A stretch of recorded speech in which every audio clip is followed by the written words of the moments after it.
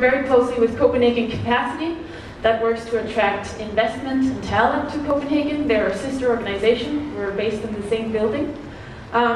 We're part of what we call Greater Copenhagen, which is the metropolitan region. So it actually includes 2 Danish regions and 1 Swedish. Imagine the political uproar on that, but it works really well.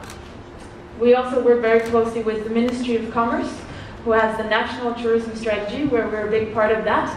We actually lift 2 national tasks in that. We lift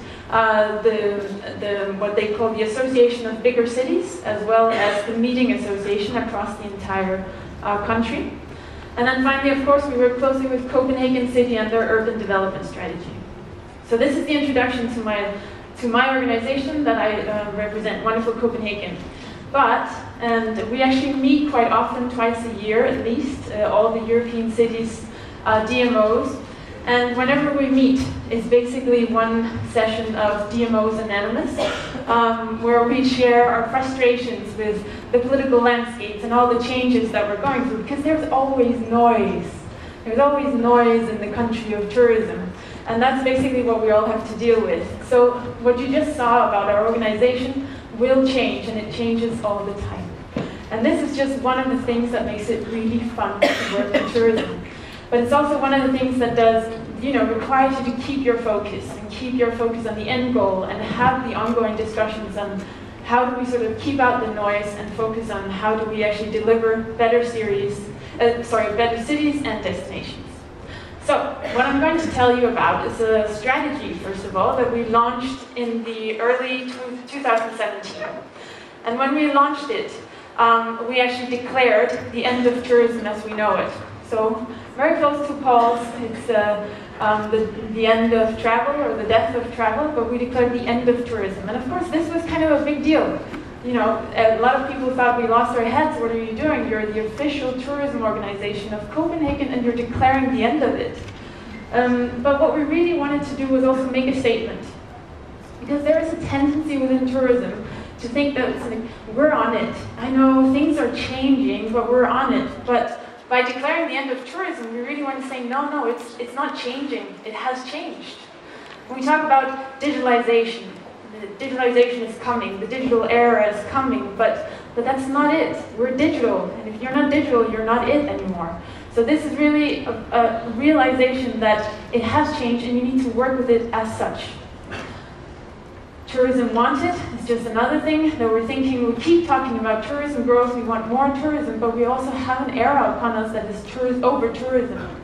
So basically, we need to stop talking about winter is coming, because winter is already here. So that's really part of why we declared the end of tourism as we know it. Of course, we did that by looking in different directions. What's happening outside of our little world of Denmark and Copenhagen? And we came up with these 8 road signs to a new beginning. And actually, when I was preparing my presentation for today, I realized we were doing these in 2000. It doesn't seem that long ago, but it actually is. And I think we would have done them differently today. So this was actually a really important reflection for me coming here. But of course, some of them still hold relevance today. And one of the things that we came up with when we launched the strategy was this very intuitive conclusion. Because there's a tendency, and I'm sure a lot of you know that, working in tourism as you do, there's a tendency to see tourists as one certain type of person, as a species in itself. As if when you go traveling, you change into the tourist. But actually, and this is very intuitive, but actually tourists are all kinds of people. Everyone in this room is a tourist at some point, much like everyone in here is a local at some point. And I know this is very basic, but it's actually a really good realization, and it's something that has changed the way that we work with tourism. So as we were doing our strategy, we came up with a new vision for us as a destination, but also for our city, Copenhagen. And the vision is local good for everyone. And for those of you who are perhaps native English speakers, I am not myself, local good is actually a word that we invented, and we did that on purpose because we wanted it to be something that has sort of a local ownership as well. It's something we feel very strongly about.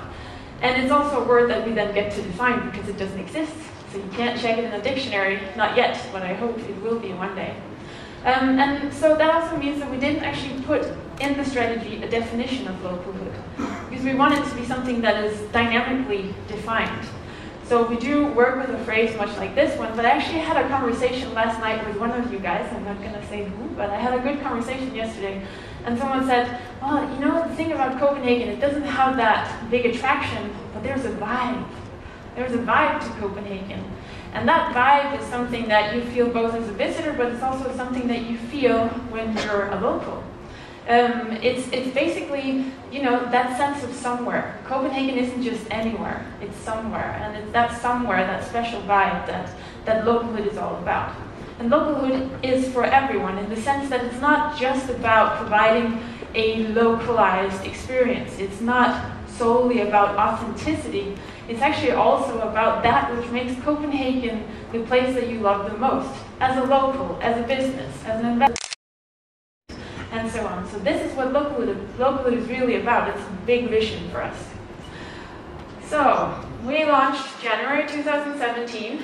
We're one year and a half in, and that's the new question, right? The big question is, so what now? What are you doing about it? And we're trying, we're still loading, and we're doing different things to really achieve this big vision for us. But the thing about it, it's a 2020 strategy, but actually the whole idea of the strategy was also to point a direction further ahead. It was a statement, and in many ways, and don't tell anyone, even though this is being videoed or taped, don't tell anyone, this isn't actually a plan, it's more of a movement. And you could say a movement, and what's the role of a DMO in creating a movement? Well, in Copenhagen, our role is also to start the difficult conversations. And localhood is a difficult conversation because it changes the mindset, and it's a conversation we need to have, and we actually started that conversation by declaring the end of tourism. It was quite dramatic, really, but it's important because we need that conversation to be in a better place in 2 years, in 5 years, in 10 years. Because in Copenhagen, the growth continues. So we'll have 8,200 new rooms in Copenhagen by 2022. That's a 46% increase from today. So this is huge. This is a huge increase in rooms. So that also means that we'll have a huge increase in visitors coming. And so we need to have this conversation on how do we manage it. And I agree with Martin, it's not solely the DMO that can't manage this. And sometimes even we are actually expected to manage things that are sort of out of our control, but we do have a role in raising the question. And we have a role in making it work. So, So what we have been doing is actually, and it may sound a little bit boring, but we've done a lot of research. And one of the things that we've kept researching is also what is this thing about local perception of tourism, because we're not in the situation as a lot of our European colleagues yet. We still have large support among our locals for tourism. As you can see from this graph, and the white one shows how many locals in Copenhagen actually see no problem at all, 67%, which is somewhat above the European benchmark of 42%. But we also have a larger population that actually sees issues certain times a year.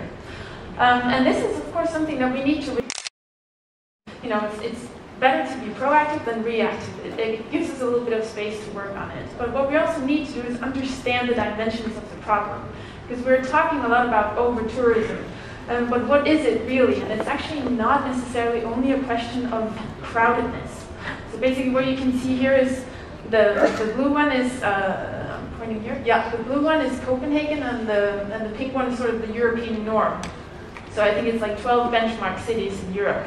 And what you can see is actually for Copenhageners, it's not necessarily the overcrowdedness that is the big problem.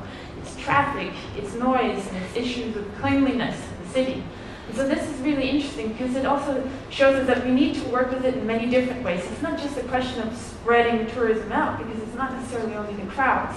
There's a different perception that we need to work with.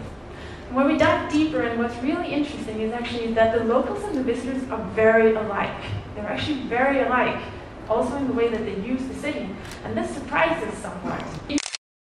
Ghettos or like areas that become too touristy for the locals to go there. But when we did our research, we could actually see that the locals and the visitors, they love the same places. They all go to the inner city, and that's what they really want to do.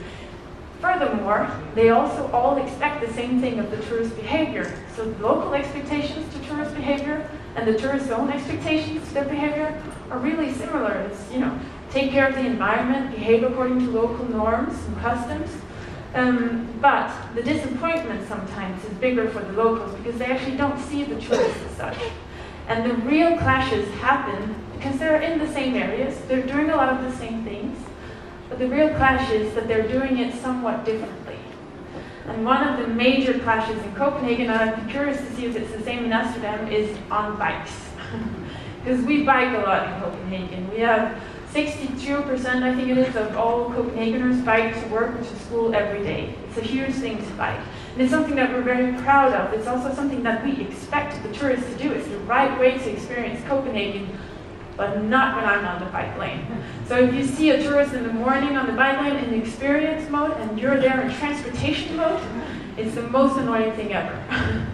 And so this is really a big issue because that's the key of it. It's when you're doing it in different modes. And that's also why you see traffic issues as one of the major things about over-tourism in Copenhagen. Not just for the bikes, but it's also the traffic that you notice. So it's the tourist buses, because you see them, they're very visible. So it's the very visible tourism, and it's the tourism that acts upon a different mode than you do. So, to sum up, we're still on a journey. And I tried to sort of sum up a little bit, I think, the journey that we're on and where we're at right now. So I put in different movements. So I think we're in our mindsets, we're moving from a very commercial mindset to a community mindset. That basically means that we're moving a little bit away from being solely upon the destination to understanding that we're part of a place, we're part of a community, and basically we need to work with that community. We're moving from destination to localhood. Again, this is the integrated agenda, understanding that our destination is part of a place, is part of a city, is part of an investment hub, and so on. And basically, a really important one, and I think if I was rewriting the strategy today, this would be much more highlighted. We're moving away from seeing the goal as tourism growth, and rather seeing tourism as a means to a better city, as a means to improve the life for locals and for visitors alike.